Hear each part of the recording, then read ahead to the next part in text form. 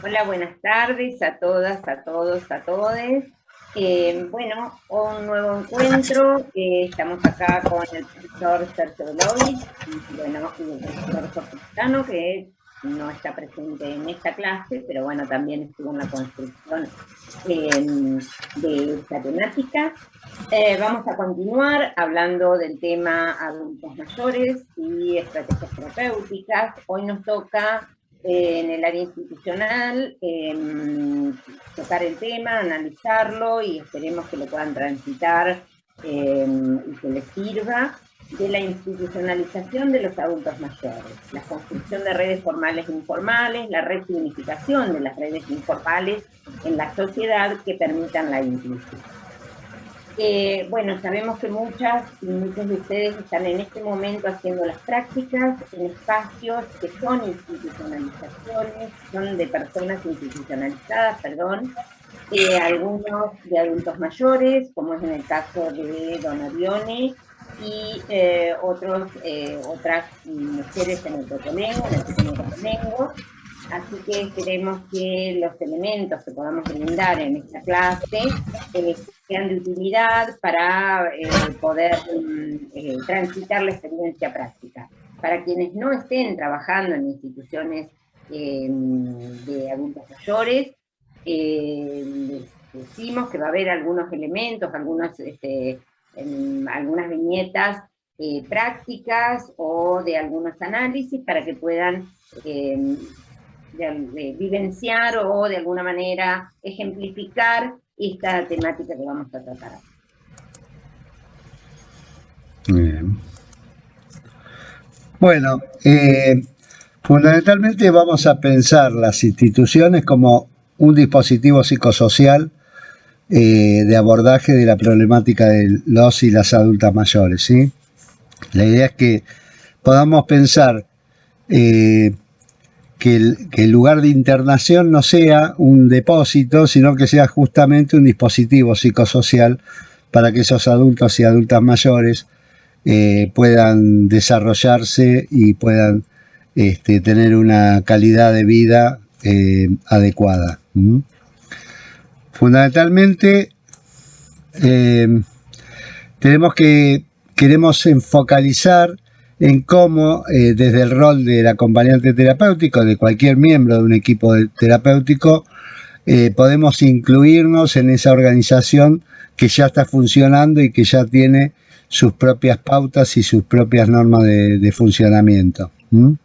Entonces, por un lado, pensar de qué manera nos vamos a incluir y vamos a intervenir en esas instituciones que alojan adultos mayores, por lo general por tiempos prolongados, y también proponer un modelo de atención centrado en la propia persona, por ser una forma de asistencia que incluye al usuario como sujeto adulto de pleno derecho y no una institución, bueno, ya vamos a ver y lo hemos visto en muchas otras unidades y seminarios, esta idea de la institución total de Goffman, sino una institución que aloja y una institución que considere al adulto mayor como sujeto adulto de pleno derecho.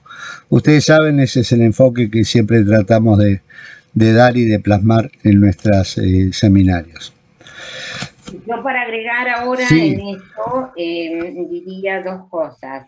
La primera es que la articulamos con la clase anterior de institucional, en donde también trabajamos desde el modelo de atención centrado en la persona, como modelo de abordaje, también para pensar las estrategias terapéuticas desde el acompañamiento, como decía Sergio, y desde el equipo interdisciplinario en general. Y la segunda cuestión, que las instituciones de tiempo prolongado, por alguna razón, existen, más allá de que han sido combatidas, que han sido cuestionadas, vienen a cumplir una función, que ya más adelante la vamos a revisar. Claro. Sí, fundamentalmente es importante, como siempre lo planteamos, esto de saber dónde vamos a entrar como acompañantes terapéuticos, como terapeutas, sean psicólogos, trabajadora social o médicos, quien fuera, qué ideología plantea esa organización y de qué manera cumple sus objetivos, ¿sí? Entonces, hay veces que no están muy claras esas modalidades de pensar la organización, si su fin es curar, si su fin es rehabilitar, si su fin es hospedar o brindar hotelería, o si su fin es encerrar y sacarle encima a la familia un problema, ¿sí? Entonces, esto primero es importante tratar de elucidarlo críticamente, de poder de construir cuál es la idea que se maneja, por lo menos para saber qué tipo de intervenciones y hasta dónde podemos avanzar sin ser expulsados o sin ser aislados del resto de los equipos o de los intervinientes del equipo. Y por supuesto, muchas veces no queda claro si la institucionalización o la necesidad de institucionalizar a un adulto mayor es una intervención terapéutica para el viejo o para la familia del viejo. Sí, muchas veces estas cuestiones surgen más a partir de la imposibilidad de la familia de sostener a ese adulto mayor o esa adulta mayor en su domicilio que de una necesidad terapéutica. Y este es un paradigma que tenemos que empezar a pensarlo distinto, incluso a tratar de instalarlo en la agenda de las organizaciones que trabajan con adultos mayores, sean obras sociales, sean instituciones benéficas o instituciones del Estado, para empezar a repensar el paradigma de cuidado que debe tener una institución que acoge o que aloja adultos mayores, lejos de ser ese depósito de ancianos tan triste y tan homologable muchas veces al manicomio tradicional en el caso de la salud mental, ¿no?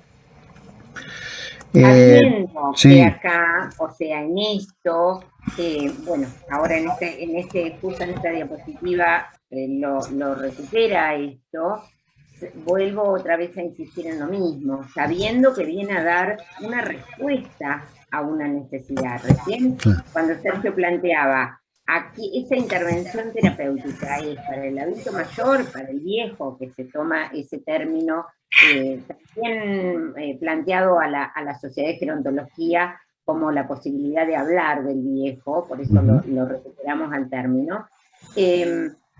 Vuelvo a la cuestión, si esta intervención terapéutica es hacia el adulto mayor, hacia el viejo o hacia la familia, y en qué circunstancias se da esta internación, que aun cuando es una intervención terapéutica muchas veces para la familia, es válida como intervención terapéutica también, ¿no?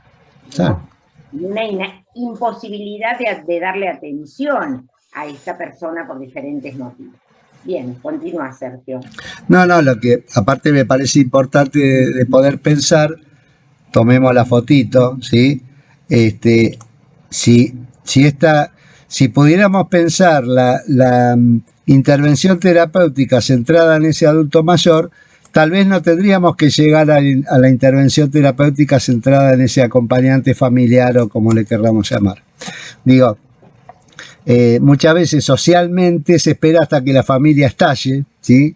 Para poder pensar la posibilidad de un alojamiento del adulto mayor, porque está en el imaginario social eso de que una vez que entra ahí no sale más, ¿sí? Entonces es importante esto de poder repensar el paradigma y poder tener otras perspectivas, ¿no es cierto?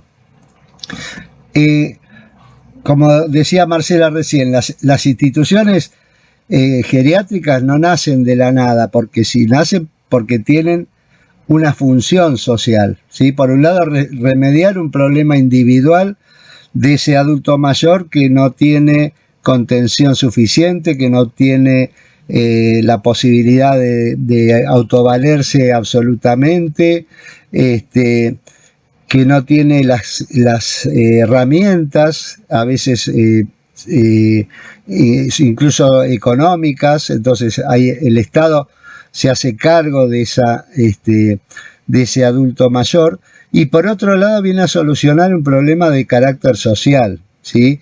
Que tiene que ver con los tiempos modernos, en los cuales los hijos muchas veces no pueden acompañar ese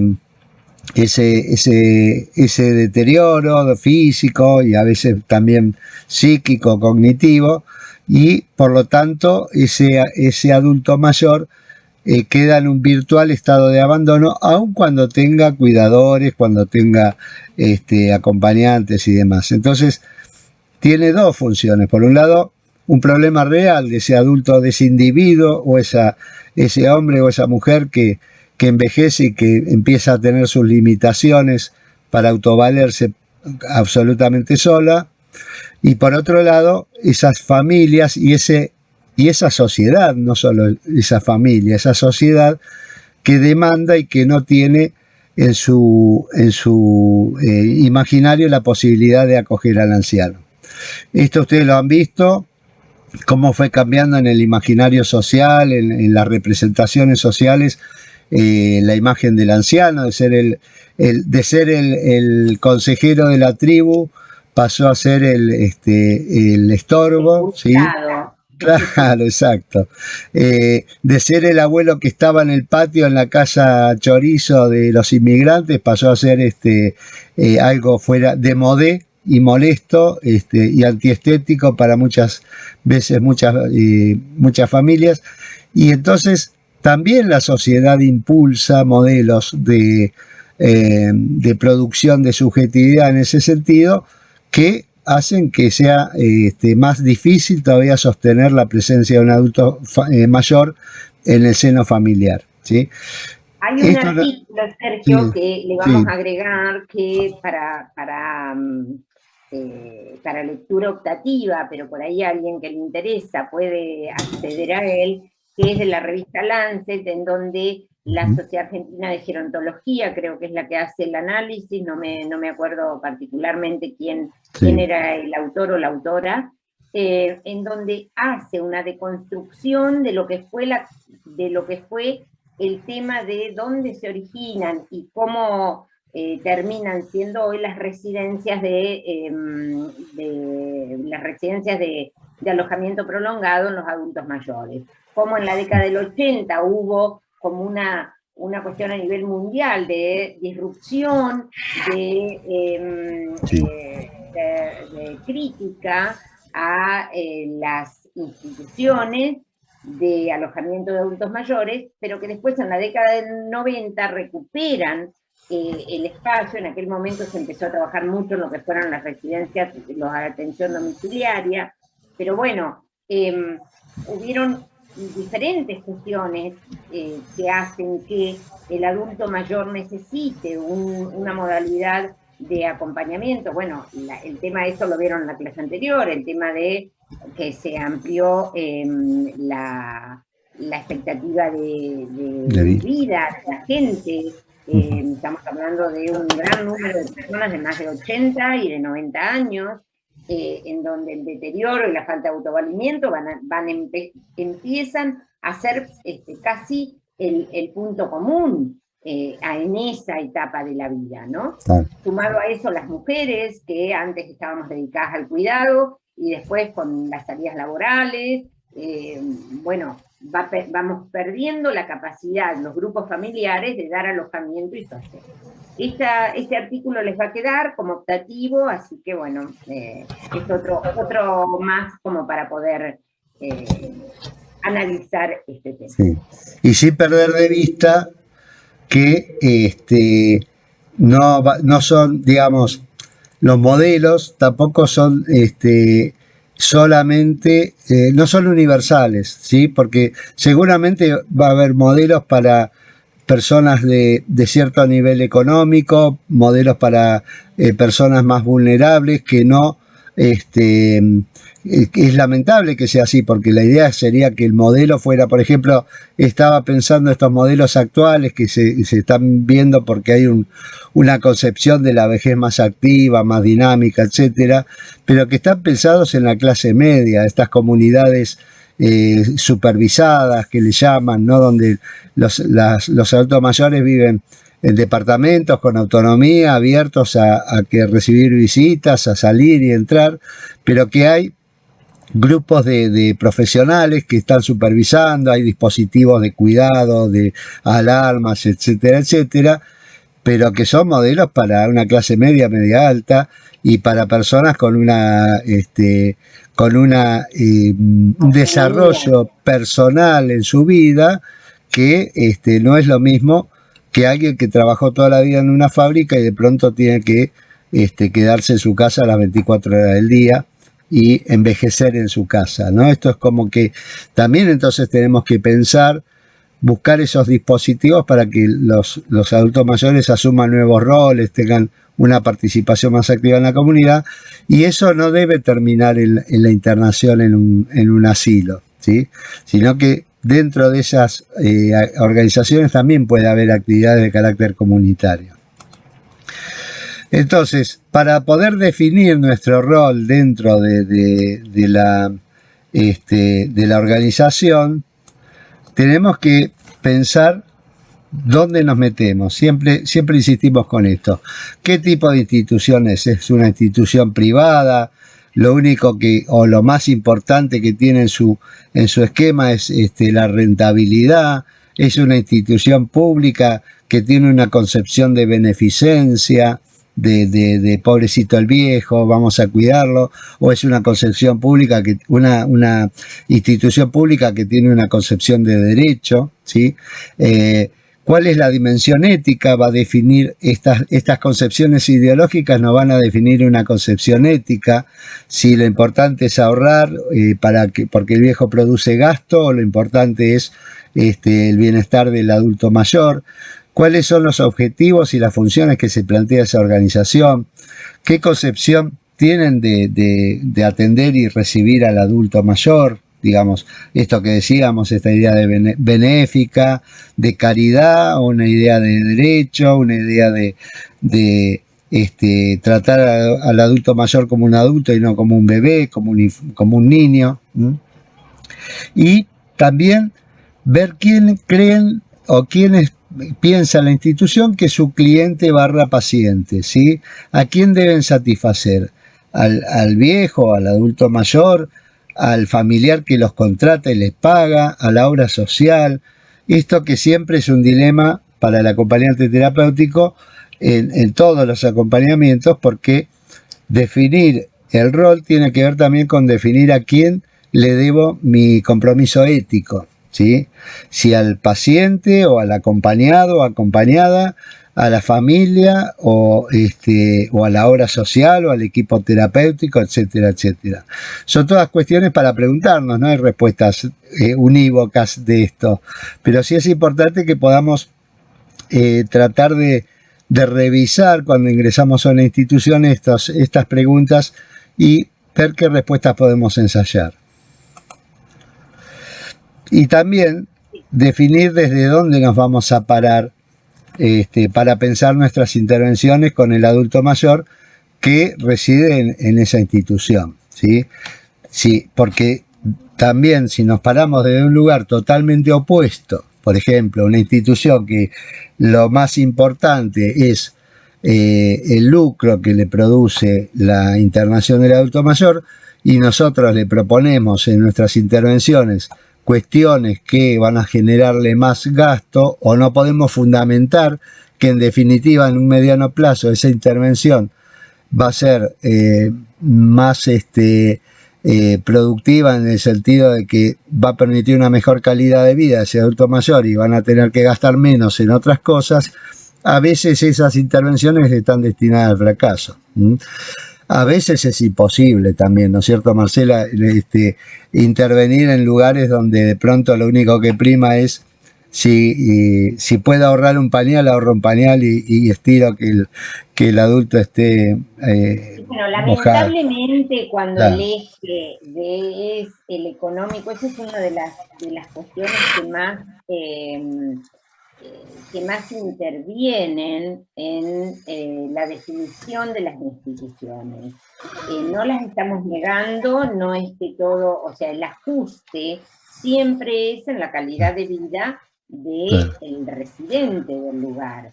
claro. Eso, digamos, es una media en cualquier institución. No quiere decir que las públicas sean todas buenas y las No, no. privadas todas Claro. malas. No, digo, cuando uno analiza una institución, hay que, es lo que decía Sergio, hay que plantearse, bueno, todos estos interrogantes, que quizá en algunos se va a poder intervenir y quizás en otros no, pero saber y conocer por qué, en cuáles no se va a poder y en cuáles no, hace también a que nosotros podamos hacer un proyecto terapéutico coherente y ajustado a la ética, ¿no? Y nosotros desde el año 2016 tenemos una ley de los derechos de las personas adultas mayores, digamos, como tenemos la ley de salud mental, como no, digo, entonces, estamos enmarcados en una norma para pedir esto, pero bueno, la realidad es que revisar la institución dentro de la cual nosotros vamos a hacer el acompañamiento nos va a dar elementos para saber hasta dónde, y por qué sí y por qué no, y para bueno, ya será la lucha ya de cada Y uno. aparte pensemos que en la mayoría de las instituciones lo único que piden para internar a un adulto mayor es la firma de alguien, que puede ser un hijo, un familiar. Pocas veces he visto que se pida digamos, si hay alguna cuestión de insanía o de una tutela, un poder, ¿sí? Simplemente la firma de un hijo es suficiente. Y esto es incluso hasta cuestiones legales de por medio, porque por ahí estamos con alguien que está en algún modo en una institución contra su voluntad, ¿sí? Y por supuesto que no, Es sin uno de los puntos. consentimiento y casi con privación ilegítima de la libertad muchas veces, porque muy pocos geriátricos tienen los dispositivos legales claros y les alcanza con la firma del hijo, de la hija o lo que fuera. Y entonces vamos a estar con un usuario, que es el adulto mayor, que no nos eligió, que no nos llamó, no eligió estar en ese lugar, no eligió pertenecer a esa organización y por lo tanto va a ser mucho más difícil. Entonces, en eso hay que ser creativos, hay que ser plásticos para poder adaptarse a ciertas situaciones y también para no plantear imposibles que finalmente terminen llevando al fracaso cualquier intervención que intentemos, ¿verdad? Entonces, en ese sentido es importante armar nuestro rol dándole un sentido a la oferta que le vamos a hacer a ese usuario. Nuestra tarea es esa en principio, poder armar el rol y nuestro dispositivo de intervención que se enmarque en una institución particular que tiene esas características. Porque si vamos con un proyecto de, no sé, de intervención artística en la organización, y la organización no tiene ni la más mínima ni remota intención de dejar entrar a otras personas que no sea el acompañante, y va a ser un problema, ¿sí? Va a ser una dificultad que va a frustrar esa posible intervención. Entonces, darle un sentido no solo para el usuario o la usuaria, sino también para la institución, ¿sí? Para que esa oferta que nosotros le proponemos sea un dispositivo en el cual la organización también se acople y lo pueda usufructuar de alguna manera, ¿sí? No quiere decir que vamos a trabajar, a veces sí, puede ser que haya, ojalá, en algunos años haya centros de alojamiento de adultos mayores con acompañantes terapéuticos trabajando con sus adultos mayores y no en el caso a caso. Sería buenísimo, ojalá, pero por ahora, digamos, el que va a contratar es el usuario, se va a contratar para el usuario particular, pero uno no puede tampoco aislarse del resto del grupo. Justamente lo que buscamos es que ese adulto mayor se integre, se apropie del lugar y tenga sus posibilidades de desarrollo dentro de ese lugar. Y a su vez... Perdón. Sí, no. Digo, y a su vez, que el lugar empiece a pertenecerle un poco al adulto mayor, ¿sí? Después vamos a ver qué es lo que pasa en ese proceso de internación muchas veces, ¿no? Que ese adulto mayor es despojado de todo su historia, ¿sí? Ni un portarretrato muchas veces puede tener en su habitación, ¿sí? Entonces, esas son intervenciones que a veces parecen pavadas, pero tienen mucho valor y mucha significación. ¿Sí? ¿Qué ibas a decir, Marcela? No, que Blecher plantea, nuestro querido Blecher plantea, claro, que debemos ser profesionales para la salud y no para la alienación, ¿no? Claro. Es una frase muy concreta. Ser un profesional para la salud significa posicionarnos en la subjetivación del otro, cuestionarnos, cuidarnos de no cronificar, de no institucionalizar, al menos nuestra escucha. Hay cuestiones que no va a poder, como decíamos hoy, como decía Sergio hoy, pero no institucionalizar nuestra escucha significa no tener la misma escucha que tiene la institución, ¿no? La mirada que tengamos, el proyecto terapéutico que tengamos, permitirnos siempre estar con un pie adentro y con un pie afuera, poder pensar desde adentro en aquello que no podemos modificar, porque la estructura institucional nos lo plantea, pero con un pie afuera también para poder pensar cuestiones que darían otro marco a ese mismo proceso que está viviendo la persona. E implicarnos, ¿no? Sabiendo implicarnos nosotros en el trabajo, sabiendo que estamos atravesados por lo institucional, sabiendo que hay como un condicionamiento, por decirlo de alguna manera, que es en el marco del cual vamos a generar y a gestionar nuestro proyecto terapéutico. Y esto es importante que lo pensemos como algo fluctuante, no como algo lineal, ¿sí? Que uno en una organización tendrá momentos de identificación y dirá, esta viejita siempre se queja de lo mismo, y ahí estamos naturalizando y estamos alienándonos al discurso de la institución. Y en otro momento podremos decir, pucha, ¿por qué dije eso? ¿Por qué no me permití escuchar esa queja que siempre de lo mismo, pero que es una queja que tiene valor y que es una queja que hay que atender?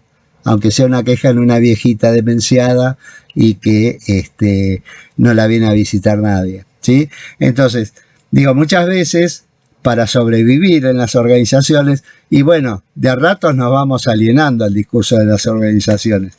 Lo importante es no quedarse adheridos a esa alienación, porque, insisto, son momentos fluctuantes, no tenemos que pensar eso como una cosa, o ser siempre reivindicativo y cuestionar siempre. En algún momento nos van a decir, ahí vino la pesada o el pesado que viene a cuestionarnos si estamos trabajando bien o no estamos trabajando bien. Porque también pensemos que son procesos que también ponen en cuestión nuestra idoneidad profesional, que estuvimos mirando todo este tiempo. Digamos, cuando alguien viene y nos dice, che, ¿por qué no le dejan tener un portarretrato de su casa o el mate que usaba cuando vivía en su casa a esta mujer?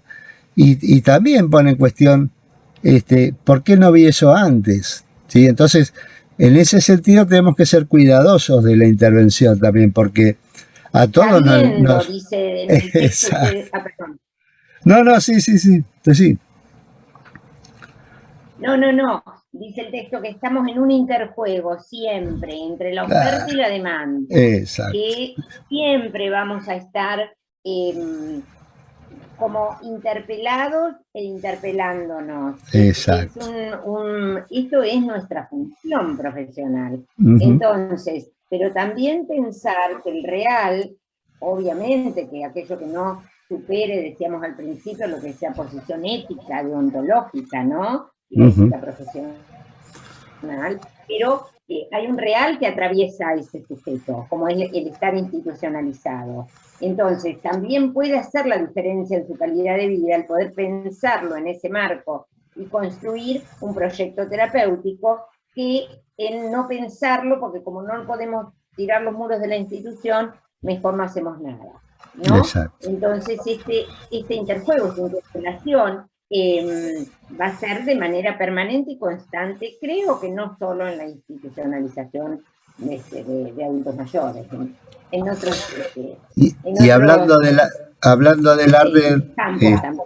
claro, hablando de la red, Marcela, tenemos que saber siempre que en estos casos la mayoría de los estudiantes cuando trabajen, muchos de ellos ya lo están haciendo, pero o en las prácticas mismas, tienen también su propia red de recursos para abrirle el juego, ¿sí? Digamos, no es que es el circuito cerrado de la organización.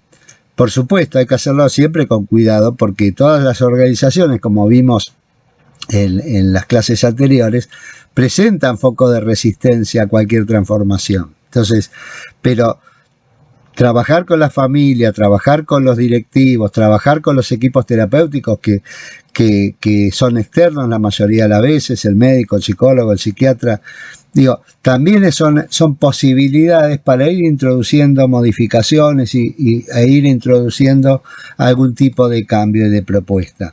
Porque si no nos quedamos solos con esa gigantez de la institución que nos oprime y nosotros con nuestras almitas tratando de transformarlas.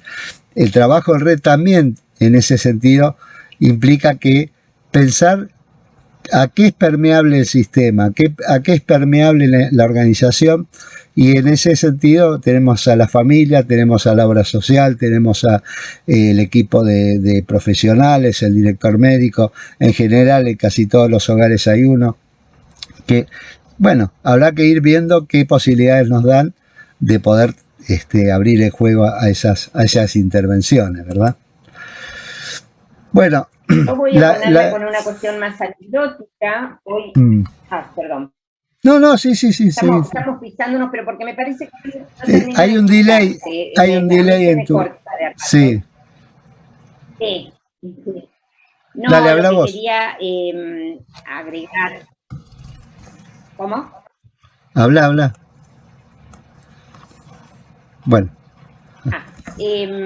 Lo que quería agregar es que hoy tuve oportunidad de estar en Don Orione con estudiantes en el marco de las prácticas y veíamos que había, bueno, estuve con 2 usuarios diferentes y en relación a esto de la red, o sea, hay como muchos elementos. Un usuario un residente le llaman ahí, un residente adulto mayor que la estudiante tuvo que trabajar con otro porque no quería trabajar, en un estado bastante complejo estaba, en donde directamente no verbalizaba, y no porque no hablara, sino porque no quería hablar. Y había otro adulto mayor que estaba con otro residente, que estaba con otra estudiante, que no solo contaba y decía que ayudaba y que colaboraba a la tarde cuando venía la gente a hacer donaciones. Don Orione, para los que no están haciendo ahí, es una organización no gubernamental, que si bien tiene una dependencia de la Iglesia católica, se maneja como organización, no tiene algún subsidio del Estado, pero mínimo. Entonces, este hombre decía, y muy dinámico, que sí, cuando le pregunto dónde vivía, me dice que vivía en Longchamp, en Buenos Aires. Entonces, bueno, acá es más tranquilo, el lugar es muy lindo. Entonces la acompañante me dice, la estudiante me dice, sí, pero él además es el hermano de una de las monjas de acá. Entonces, claro, tenía una posición de familiaridad con el lugar, Claro, ¿no? claro. ¿Cómo ese además de las características personales de cada uno de los residentes que están ahí, este empoderamiento con la situación, ¿no? Otra situación que se dio fue que justo estaba la psicopedagoga, y como ustedes saben que yo no ubico por ahí caras, nombres, a todo el mundo le pregunto, ¿vos sos estudiante de TUAT?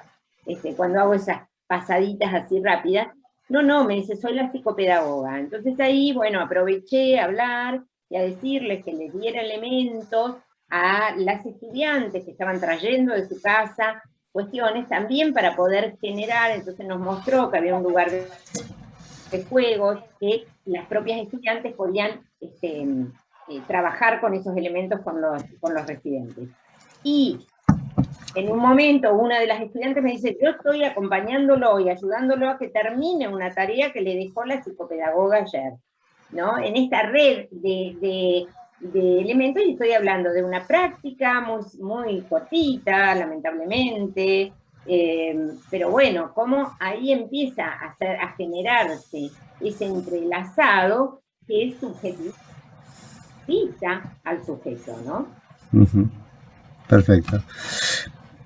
Una cuestión que van a encontrar en el material que vamos a dejar, que es un módulo de un curso de genetología, que les recomendamos la lectura de todo el material, porque incluso les va a servir como material de consulta seguramente cuando trabajen, quienes elijan trabajar con adultos mayores.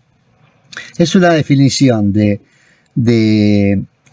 cuál sería el concepto, entre comillas, quizá utópico, de una residencia para adultos mayores, ¿sí? Y lo define como un centro de alojamiento y convivencia que cumple un rol sustituto o de acompañamiento de la función familiar, ya sea de forma temporal o permanente, donde se le presta a la persona mayor de 60 años una atención integral, biopsicosocial, mediante personal capacitado a tal fin. Y desglosando un poco, lo vamos a hacer rápido para no entretenernos muchos con esto, pero es importante esto de pensar que el centro de alojamiento y convivencia es un concepto opuesto al concepto de institución total de Goffman, ¿sí? Es un concepto que de alguna manera lo que plantea es un lugar, un espacio social, no un espacio de aislamiento, un espacio de convivencia y de alojamiento, no de control, ¿sí? Entonces, por un lado eso, y que cumple un rol sustituto o de acompañamiento de la función familiar, ¿sí? Esto no hay que olvidarlo nunca, porque si no, pasamos al modelo carcelario o al modelo manicomial, ¿sí? Es decir, bueno, el acompañamiento de vigilancia y castigo, en términos de Foucault, y no de sustitución de la función familiar. Ni siquiera hablamos de sustitución de la familia, de la función familiar. Y también abre la puerta a la posibilidad que sea temporal o permanente, porque siempre está, como decíamos hoy, en el imaginario social, una vez que entra no se sale, ¿sí?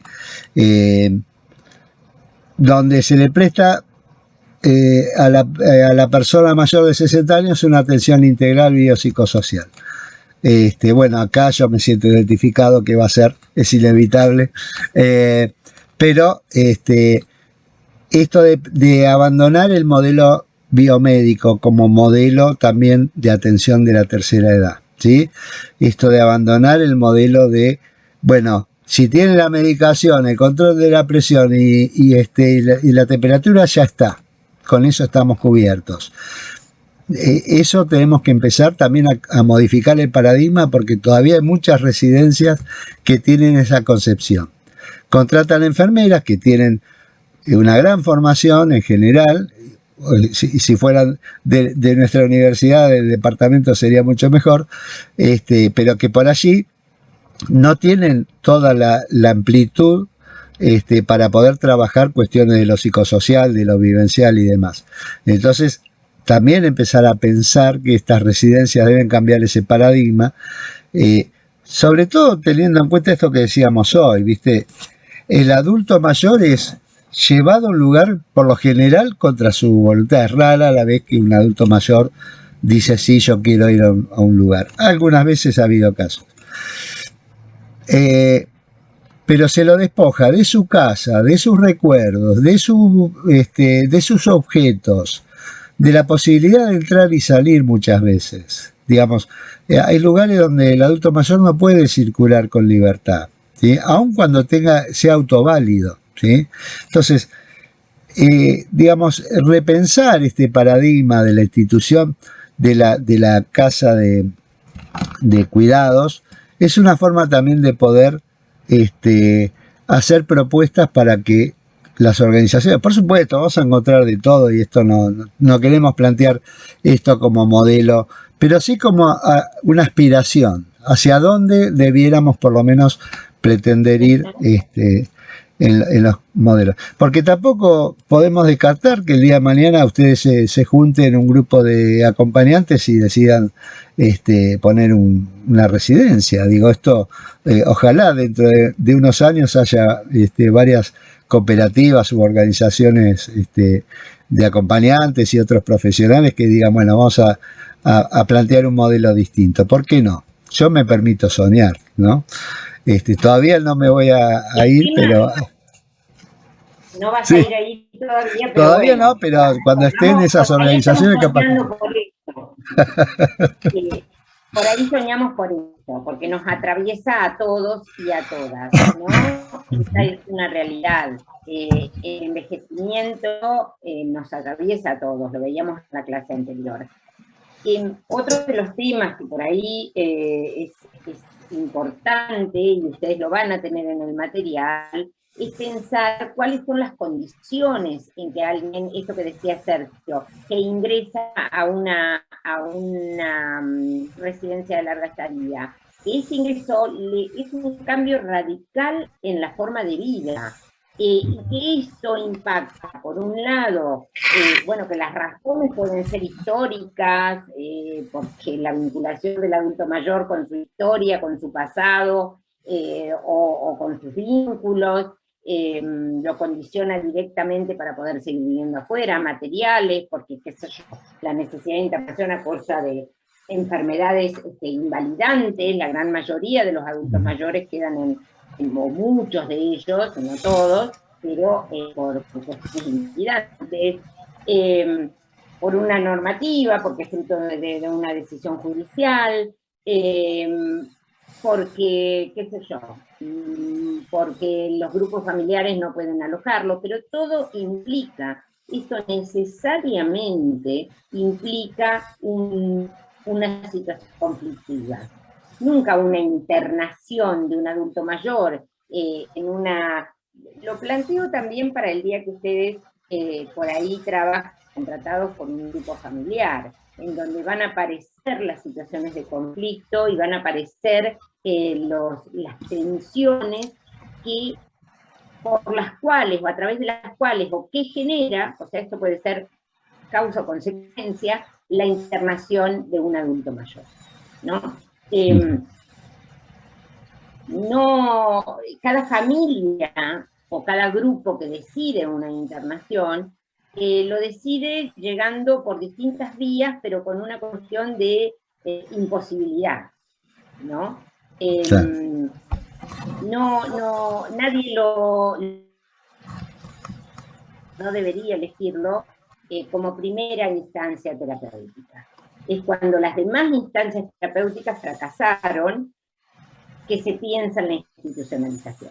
Entonces, este punto de conflicto también ustedes van a tener que tenerlo en cuenta a la hora de poder pensar las estrategias terapéuticas, porque la escucha a la familia que ustedes van a tener que tener, en el caso de que trabajen contratados por un grupo familiar, o si trabajan en una institución,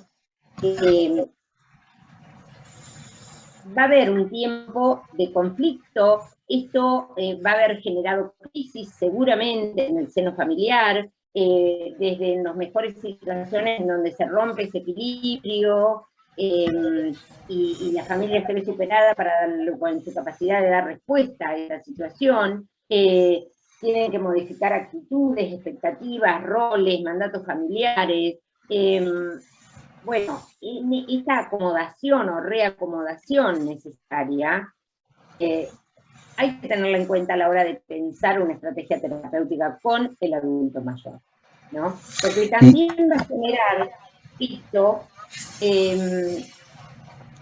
va a generar también interpelaciones a ustedes, ¿no? En la posición del acompañante, o cómo se posiciona el acompañante frente a este decir del grupo familiar y a este decir del adulto mayor, ¿no? Digo como para estar advertidos y para saber que lo tienen que tener en cuenta.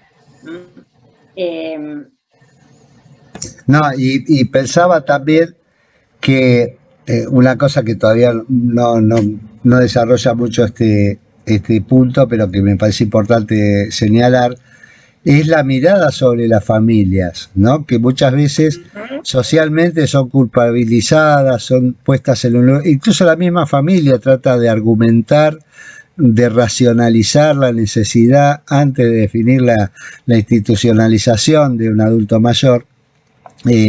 Dejemos de lado esos casos donde están esperando que salga la viejita o el viejito para vender la casa, los muebles, todo. Digo, en general, la familia es un proceso muy doloroso tomar una decisión y como decíamos hoy, se toma cuando ya estalló todo, digamos, cuando ya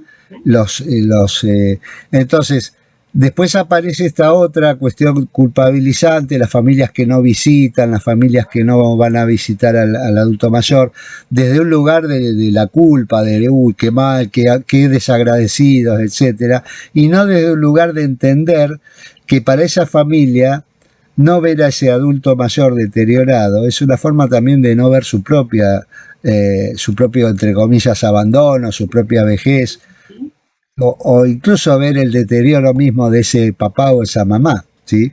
Entonces digo, ponerse en un lugar también de escucha atenta, porque muchas veces la institución también juega con esas cuestiones bueno, sí, pero nadie lo viene a visitar, ¿no? Pero señalando como, digamos, como, con una cuestión muy superyoica, como si nosotros en el lugar de ellos fuéramos mejores, digamos, ¿no? Claro, nosotros lo hacemos porque es nuestro trabajo, no porque tampoco porque somos santos o cosas por el estilo. Bien, veamos.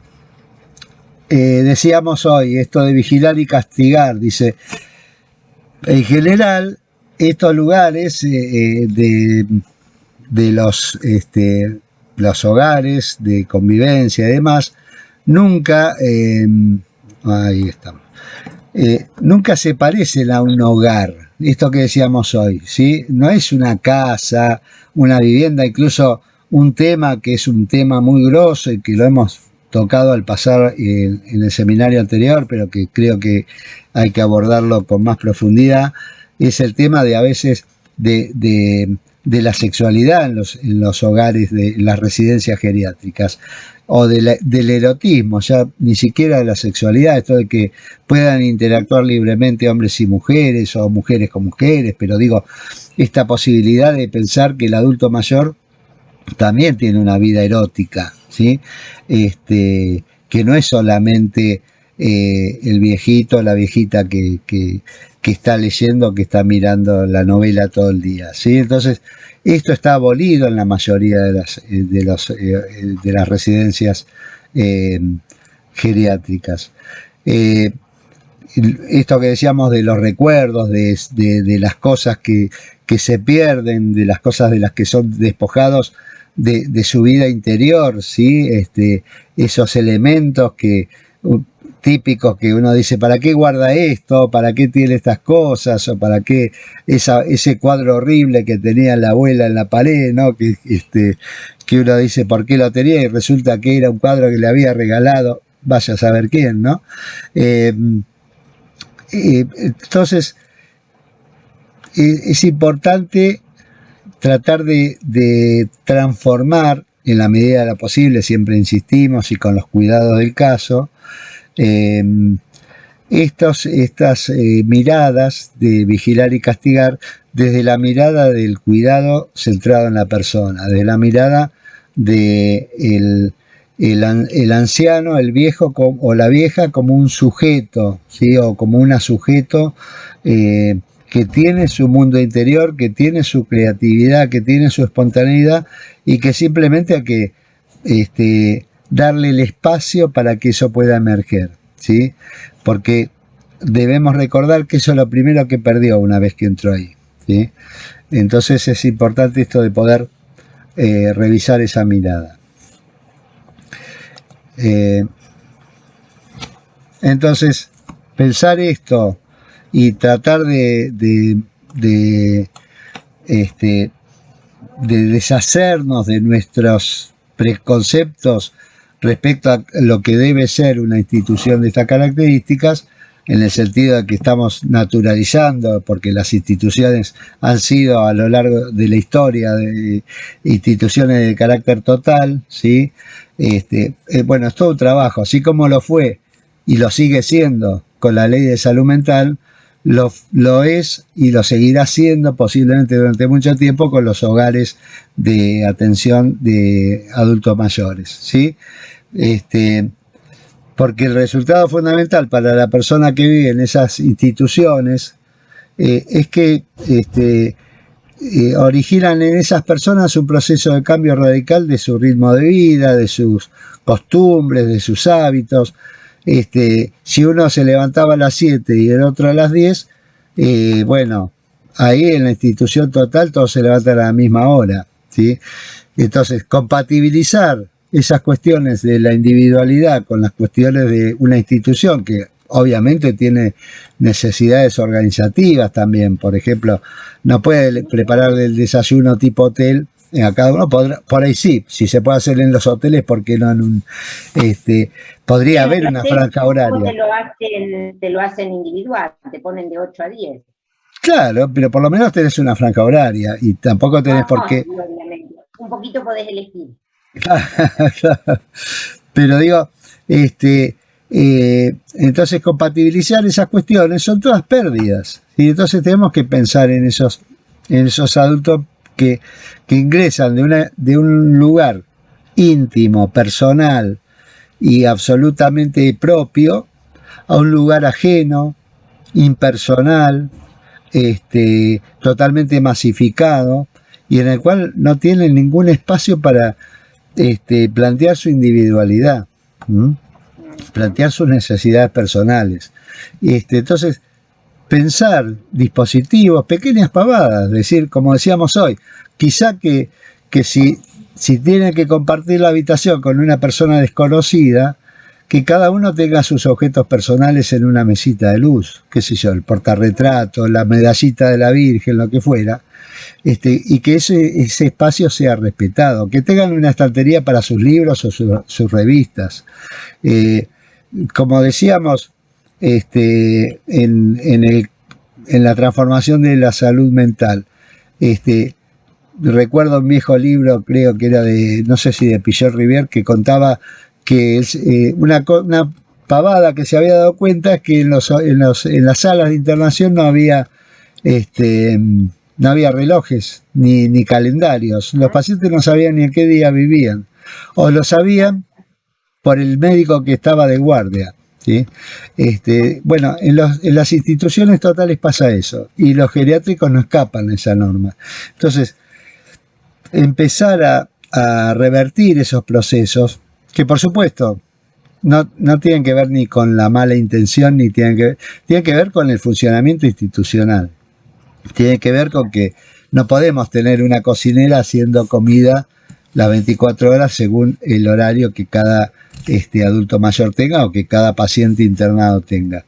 Pero sí puede haber ciertos márgenes de flexibilidad, ciertas cuestiones, qué sé yo, que haya, no sé, una heladera con sándwiches o con elementos que alguien pueda adquirir y comprarlos y que el adulto mayor siga manejando algo de su propio dinero, un kiosquito como hay en las escuelas, que haya, hay un montón de dispositivos pequeños, cotidianos, que pueden favorecer la ruptura de ese modelo de institución total.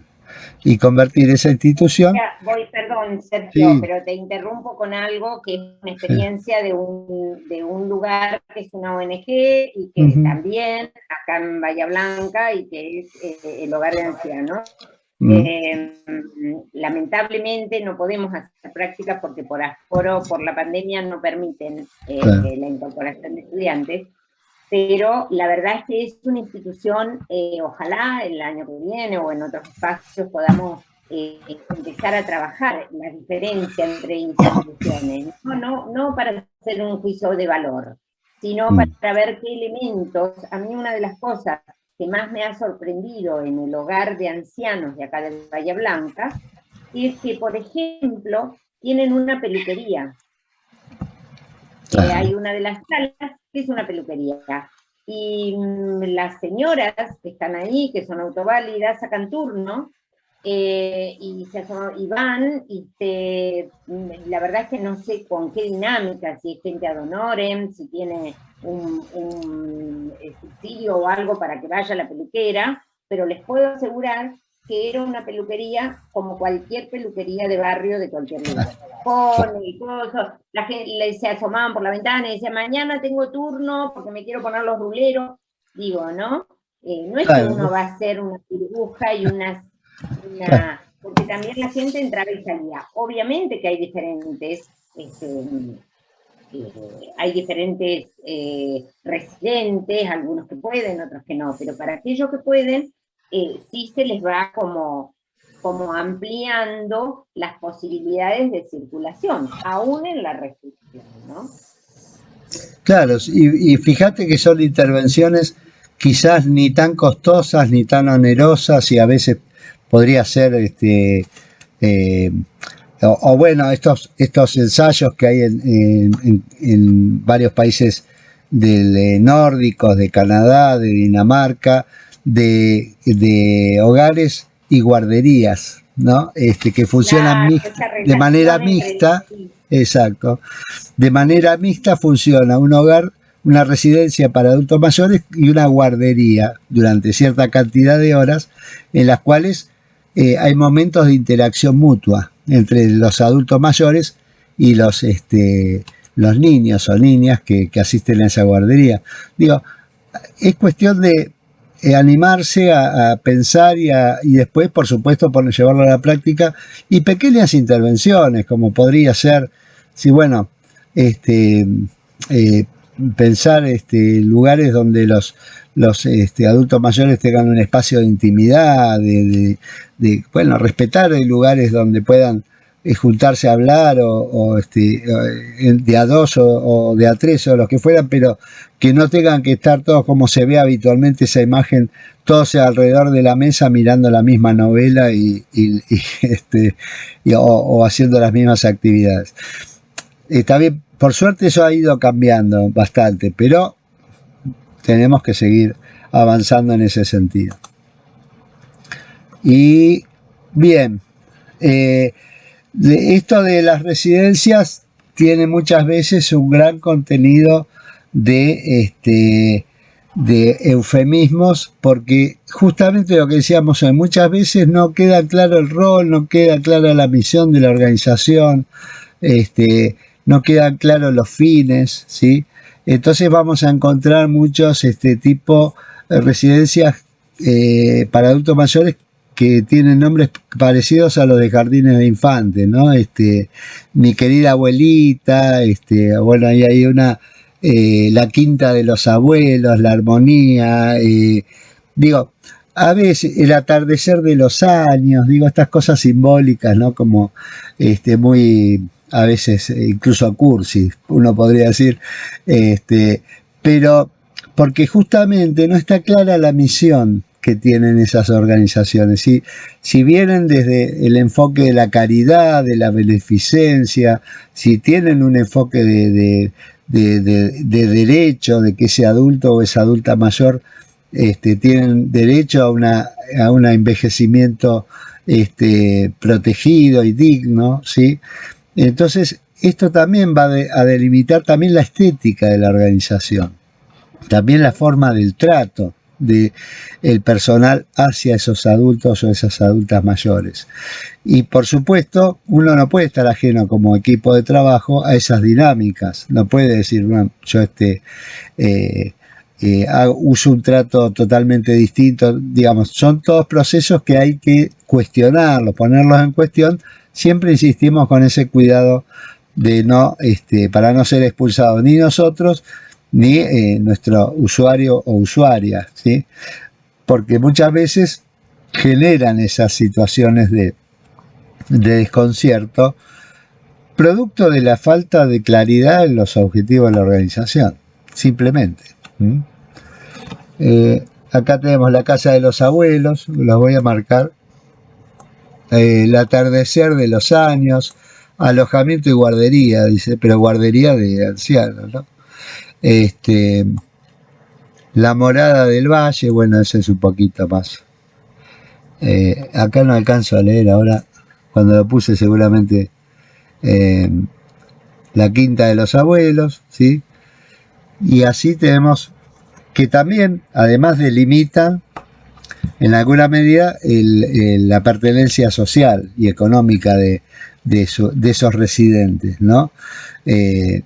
Un ejercicio que ustedes pueden hacer es, cuando anden por la ciudad, ver los carteles de las residencias y pensar, bueno, a qué las remite o los remite el nombre de esa residencia y demás. No peyorativamente ni despectivamente, sino para poder pensar de alguna manera cómo está planteado el abordaje del cuidado de esos adultos y adultas mayores. Bien, y para ir ya cerrando, me parece, no sé si quedan muchas más, pensar algunas definiciones posibles de estas residencias, ¿sí? De nuevos proyectos, insisto, de nuevas propuestas. Uno es pensar que el centro gerontológico tiene que ser abierto, ¿sí? Abierto por esto de, bueno, ahora con el tema del COVID y todo lo demás, obviamente eso fue mucho más agudizado y mucho más problemático, porque había algunos hogares que eran más abiertos que otros, algunos restringían las visitas un par de horas al día y otros, las familias pueden ir a ver. Perdón, Sergio, sí. Estuvieron pagadas por el Ministerio de Salud. Claro. No es que cada una de las instituciones lo podía definir, sino algunos acataban más y otros menos, algunos exageraban un poco, pero sí. Fue todo también de fiscalización. Sí. El Ministerio de Salud, que funciona en la región sanitaria, trabajó fuertemente en ese control de los protocolos de COVID de cada institución de larga estadía. Sí, lo que digo es que para muchos la pandemia les vino como anillo al dedo para reforzar ese rol de institución total, y otros que tenían una modalidad más abierta, bueno, ahí se complicó más la cosa. Porque, digo, para no generalizar, hay geriátricos, hay hogares que los familiares pueden ir en cualquier momento del día, en horarios razonables, no van a ir a las 3 de la mañana, pero sí en horarios razonables pueden pasar a ver cómo está su familiar y no son tantas las restricciones. Lo que pasa es que la pandemia, ahí, digamos, fue un real, digamos, que obligó a darle ese carácter de institución total. Pero el hecho de que sea un centro, de pensar en centros gerontológicos abiertos, pensarlos como centros de desarrollo personal y atención del adulto mayor, y no como centros solamente residencias o solamente alojamiento o solamente encierro, ¿sí? También cambia el paradigma, también cambia la modalidad de abordar la situación. No es que el viejo es internado para que coma y reciba los remedios, nada más, ¿sí? Tenemos que empezar a pensar un paradigma nuevo de las residencias, porque además, como decíamos hoy, esto que traía Marcela, de otros seminarios, cada vez los adultos mayores, primero que la expectativa de vida es cada vez más larga, y también son adultos distintos, ya no son adultos el viejito que era carpintero y bueno, dejó la carpintería de toda la vida. Digamos, son adultos que manejan internet, que manejan teléfonos, que manejan el WhatsApp. Digo, también eso nos tiene que hacer pensar nuevas dinámicas, nuevas formas, esto de la peluquería, pero esto también de las redes, de la posibilidad de tener wifi dentro del hogar o de la residencia, de cómo se manejan los límites en cuanto a estas necesidades de organización, también, digo, que no haya algunos a las 3 de la mañana chateando, y por ahí sería bueno que haya un lugar, un rincón que no molesten a nadie, que el que quiera estar a las 3 de la mañana chateando con su hijo que vive en Europa y tiene 5 horas de diferencia, lo puede hacer, ¿sí? Digo, estas son cuestiones que también uno debe empezar a pensar para no creer que simplemente es una internación para cuidado biológico, ¿sí? Esto de pensar la atención sociosanitaria multiprofesional que abandona el paradigma biomédico para pensar otros aspectos que hemos visto abundantemente a lo largo de la carrera y no solo en relación al adulto mayor, que tienen que ver con los determinantes de la salud, con los determinantes de los procesos de salud, atención y cuidado. Y esto de pensar que pueden vivir temporalmente, de que no necesariamente el adulto mayor tiene por qué estar de una vez y para siempre en ese lugar, y pensar que todos tenemos algún grado de dependencia, ¿sí? En el adulto mayor a veces se agudiza, porque hay defectos físicos, porque a veces hay deterioros cognitivos, intelectuales y demás, pero digamos, todos tenemos una dependencia. Eso que decía Winnicott, digamos, de la independencia siempre es relativa, ¿sí? La independencia, aún en el adulto joven, es una independencia relativa, porque tenemos dependencias afectivas, emocionales, a veces económicas, a veces sociales, a veces intelectuales también, ¿sí? Dependemos de las universidades, de las escuelas para aprender, o de internet, o de YouTube, o de lo que sea. Digo, siempre tenemos dependencias. Entonces, no pensar que somos los independientes con los dependientes que son adultos mayores, sino que, bueno, son personas que tienen un grado distinto de dependencia que podemos tener nosotros como cuidadores. Y también estar atentos a esto de la ideología cosificadora que tan habitualmente encontramos en la mayoría de las organizaciones, que lo que termina provocando, y digamos termina siendo una profecía autocumplida en algún sentido, es que el adulto mayor tenga falta de iniciativa, que sea colocado en un lugar regresivo, es decir, infantilizado muchas veces en algún sentido, que abunden los estados depresivos, la infantilización, como decíamos recién, que abunde el desinterés por el mundo circundante, por preguntar cómo está el resto, cómo está fulano, cómo está mengano. Digo, esto de meterlo para adentro, replegarse sobre sí mismo y, en definitiva, no comunicarse ni con los padres ni con los profesionales, y mucho menos, por supuesto, con los afectos perdidos, sus hijos, sus hijas o sus familiares, ¿sí? Entonces, digo, tener cuidado con eso de la cosificación de la institución total, donde el individuo que está ahí adentro es una cosa que tiene que adaptarse a las normas de la institución, porque tiene un efecto que nosotros podemos decir que es iatrogénico, es decir, agudiza cuestiones de o enferma más que curar, ¿sí? Entonces, y en ese sentido tenemos que ser cuidadosos desde el punto de vista ético también, ¿no? De dónde nos paramos nosotros y si naturalizamos o no ese tipo de situaciones. Bien. Bien. Y bueno, lo que deseamos es fortalecer esta idea o esta noción de que el ingreso a la institución implica un cambio en el estilo de vida.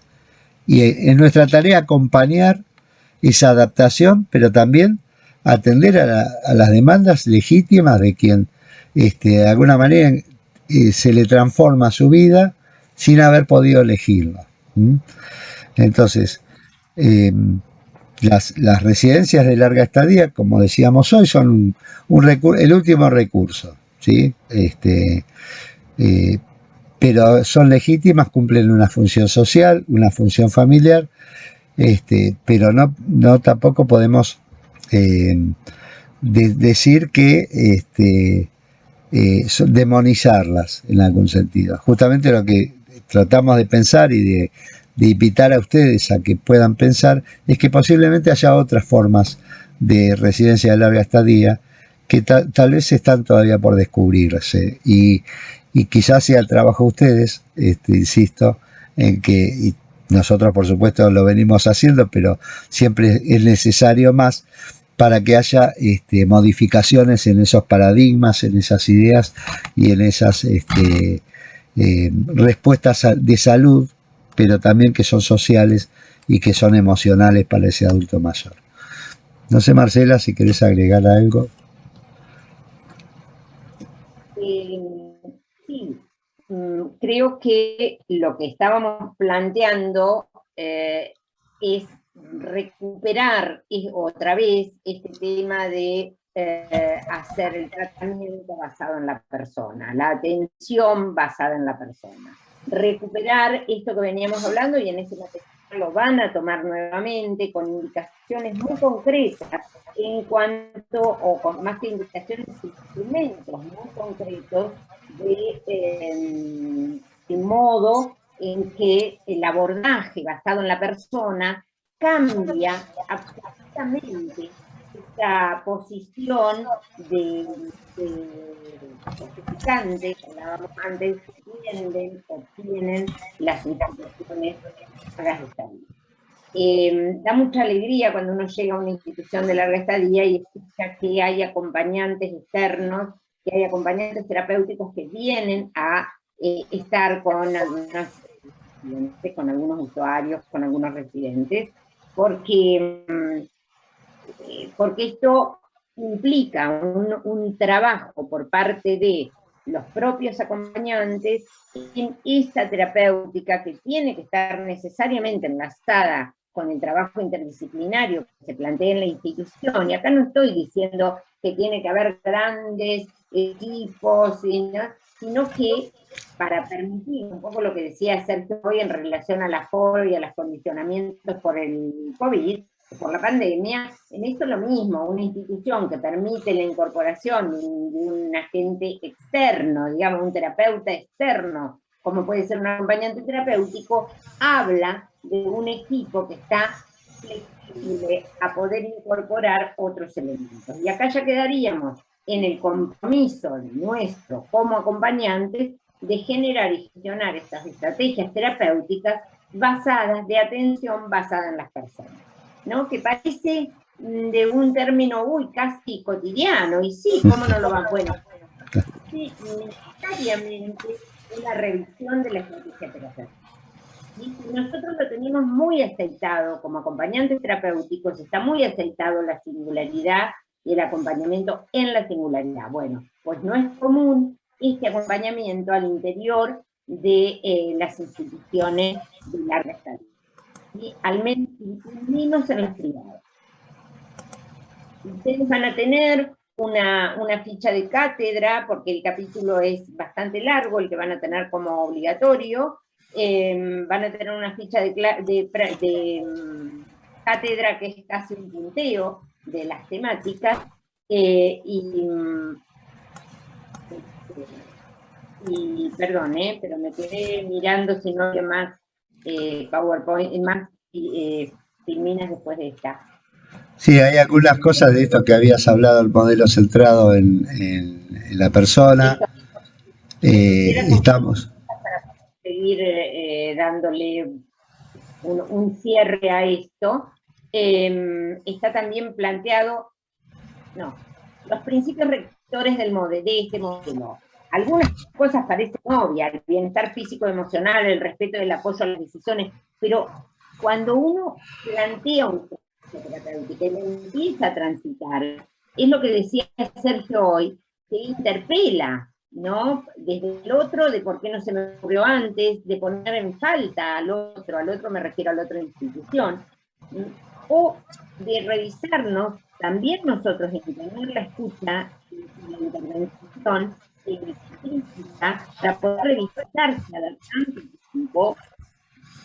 Lo ideal sería vía una supervisión, ya lo vamos a ver en la clase siguiente, pero revisar estos principios rectores para ver si estamos realmente trabajando desde este modelo de atención, ¿no? A ver la que sigue. Voy a poner en el detalle de cada punto porque lo van a poder leer cada uno de ustedes. Claro. Y cierre, algunos desafíos planteábamos. Bueno, la complejidad de la atención del adulto mayor con grados de dependencia, esto también lo van a ver ustedes, las dependencias del adulto mayor a la hora de la necesidad y la pérdida de la autonomía en la necesidad de intervención.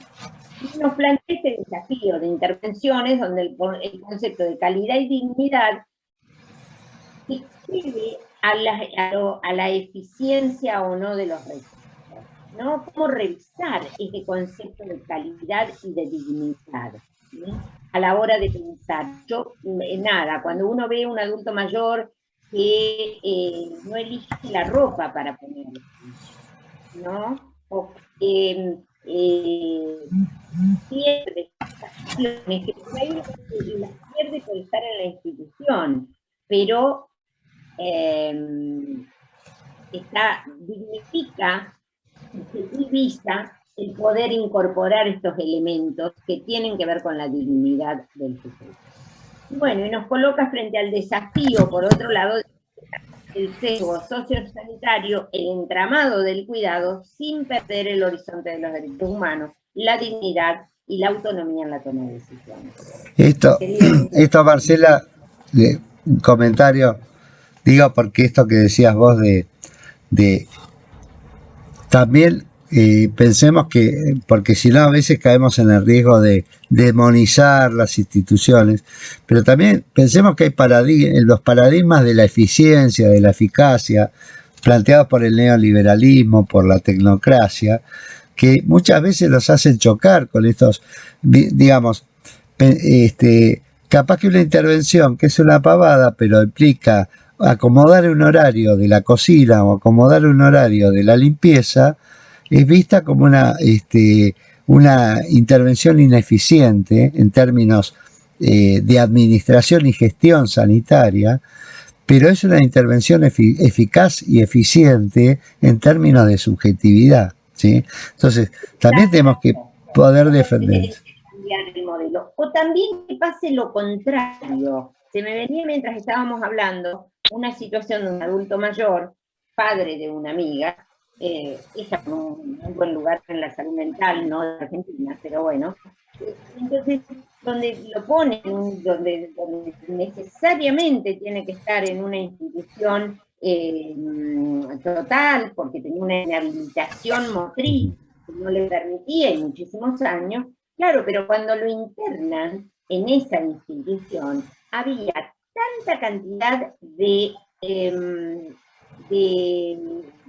sistemas extras para la calidad de vida, que estoy diciendo, estaba la manicure para las uñas, el otro para los pies, otro para el pelo, el otro. La verdad es que no le venía bien, porque era un exceso de invasión en su cuerpo a alguien que había vivido casi cauto, casi bastante modestamente. Cuerpo. Entonces, esto sucede. Otro de los temas que ustedes van a ver, que es, bueno, y esto era un exceso de atención, no era una falta de atención. Pero bueno, en esto se adecue a las necesidades en esto de la atención centrada en la persona, ¿no? Sí, sí, respetar sus zonas de pudor, respetar su, digamos, por supuesto, eso implica un doble esfuerzo, porque, digamos, es más fácil ir y lavarle la cola a la pobre persona que está ahí postrada sin preguntarle ni agua va, que decirle, explicarle, fulano, fulana, mirá, tenemos que hacer tal cosa, tal otra. Digo, por supuesto, y por suerte ha cambiado los paradigmas tanto en hospitales como en y gracias también a las nuevas escuelas de enfermería y demás, pero todavía hay mucho por recorrer en eso porque hasta, insisto, a veces hasta es una cuestión de protección personal en cuanto a naturalizar ciertas prácticas, y por ahí la situación nos da una bofetada y nos dice, che, estás habituándote a hacer tal cosa sin subjetivar a la otra persona, ¿no? Y esto, bueno, es importante cada tanto reflejarlo y sostenerlo. Bueno, no sé si queda alguna tarea para el hogar. Esto se los proponemos como también para abrir la cabeza y para cuestionar, no es una obligatoriedad ni mucho menos, que investiguen sobre el modelo housing y sobre el modelo Salmon, que son unidades de convivencia, son estos modelos que decíamos tipo comunidades y demás. Googleen un poco, busquen, para ver que hay otras formas posibles. Y algo que es bueno, no creer que porque son de Noruega, de Canadá o de Kosovo, acá es imposible hacerlo. Digo porque muchas veces también topamos con esa baja autoestima criolla, que pareciera que, bueno, si se hace en esos lugares, acá no se puede hacer. Yo creo que podemos hacer cosas maravillosas y de hecho está demostrado, y que podemos seguir creando muchas cosas buenísimas. Así que esperamos que les haya gustado. Después les vamos a subir la bibliografía y el video y, bueno, el material que sea necesario. De mi parte, muchas gracias. No sé, Marcela, si querés decir algo más. Decirles que de las cosas creativas que hemos hecho, podemos dar cuenta con esta carrera de TUAT, y que, bueno, nos atravesó la pandemia y pasamos a la virtualidad, nos faltan los espacios presenciales, pero bueno, estamos llegando al final de esta promoción y estamos abriendo nuevos desafíos para las cohortes que siguen y para ir de alguna manera mejorando y reconstruyendo desde el acompañamiento terapéutico, que para mí es uno de los grandes elementos que van a hacer que este cambio que estamos viviendo, al menos en la residencia de adultos mayores, muchísimas gracias. Nos estamos viendo en la próxima. Gracias.